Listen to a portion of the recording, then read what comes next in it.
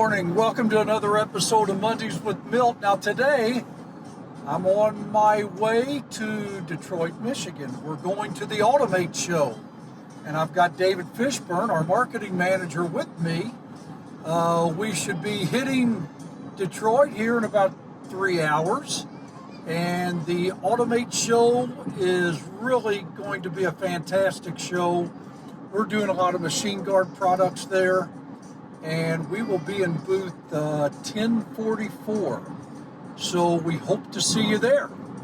So here we are, we made it to Detroit, and we're at the automation show, the Automate. We're in booth 1044. Across from me is our automation director, Bill Quinn. It's been a pretty good show so far. It's really good traffic, a lot of interest in our potential customers. Came by and all right, so we've got machine guard, we've got safety interlocks, we've got weld curtains, we've got light curtain posts, we've got everything you need to have a good safety enclosure for your employees. So that's what we got this week. We'll see you next week on another episode of Mondays with Milt.